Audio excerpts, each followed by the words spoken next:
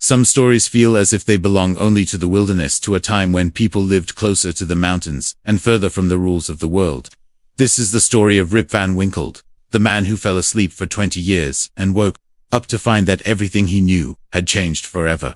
Rip Van Winkle was a good-natured man who lived in a small village at the foot of the Catskill Mountains in New York. He was not a bad man, just a little lazy. He loved helping his neighbors, fixing things, and telling stories to children, but he would rather wander the woods than work on his own farm. Rip's wife was strong-willed and sharp-tongued, always scolding him for wasting his time. Yet, the villagers adored him. Rip was kind, cheerful, and always ready to lend a hand. He was the kind of person who could fix a fence for a friend, but couldn't seem to mend his own. His farm was the most neglected in the village, but the children's smiles were the brightest whenever he was around. They'd follow him like a shadow, listening to his tales of ghosts, witches, and Indian lore. In their eyes, he wasn't lazy. He was a magician who could turn an afternoon into an adventure. One day, after another loud quarrel with his wife, Rip decided he'd had enough of the nagging. He grabbed his gun, called his loyal dog, Wolf, and wandered up into the mountains to clear his head. The higher he climbed, the quieter the world became. The woods were peaceful, streams whispered, birds sang, and Rip felt free again. He found a spot with a perfect view of the Hudson River below and sat down, letting the hours slip by. As evening approached, he realized it was too late to go home and face his wife's wrath. Just as he was about to head down, he heard a strange voice calling his name from the misty ravines. On the mountain trail, he met a few strange men carrying kegs of liquor.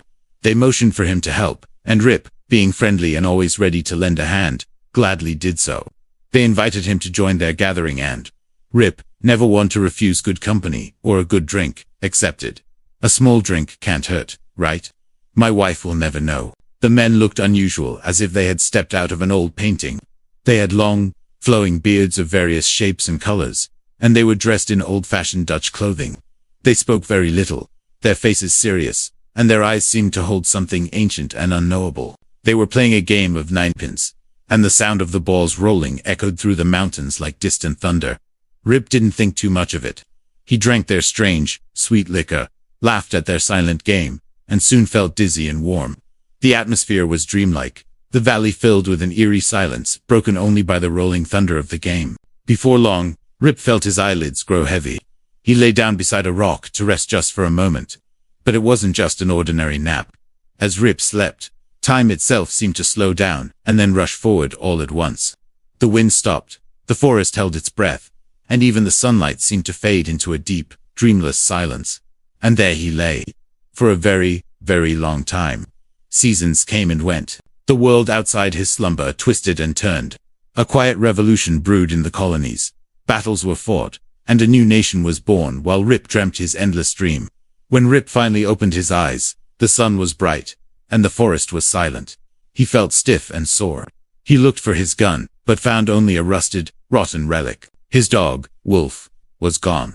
His joints ached as he stood up, confused. He called out, but only the echo answered. He began walking down the mountain, but something felt different. The paths were overgrown. The village below looked strange. There were new houses, new faces, and unfamiliar signs hanging above the shops. People stared at him, stroking their chins as they passed. And he noticed that he, too, had grown a beard a foot long and white as snow. He felt like a stranger in his own home. He asked for familiar names, his friends, his neighbors, but no one recognized them. Where is everyone? Where's my wife? My friends? Rip wandered into the tavern, desperate for an answer. The building itself was different, now called the Union Hotel, and a portrait of a man named General Washington hung where King George III used to be. He asked about his wife, his neighbors, and even the king, but the people only stared, thinking he was a madman. Finally, one old woman peered at him closely. A younger woman, holding a child, asked what was wrong. The old woman pointed and said she recognized his face. Rip asked her name, and she told him she was Judith Gartenier. He then asked about her father. She replied sadly that her father was Rip Van Winkle, a man who had disappeared into the mountains 20 years ago. In that moment, the truth crashed down upon him. He had slept through an entire revolution. The colonies were now the United States. His wife had passed away. His children were grown. And he was the last man from another time. 20 years. I just took a nap. Rip Van Winkle's story is more than just a funny legend. It's about time, about how the world moves on, whether we are ready or not. Rip represents all of us who look back at old photographs or listen to old songs and wonder where the years have gone. He reminds us that change is unstoppable, but things like kindness, laughter, and a good story never truly grow old. In his village, Rip, now an old man, became a living legend himself. He found his place as the village storyteller, the man who slept through history and woke up to tell the tale. The children would gather around him, just as they had before, listening with wide eyes to the magical story of his long, strange nap in the Catskill Mountains. Rip Van Winkle slept for 20 years and woke up in a new world, but perhaps his story is a dream we all share. If you woke up tomorrow and everything had changed, what would you do? Thank you for watching. If you enjoyed this story, don't forget to like, share, and subscribe for more timeless tales from around the world.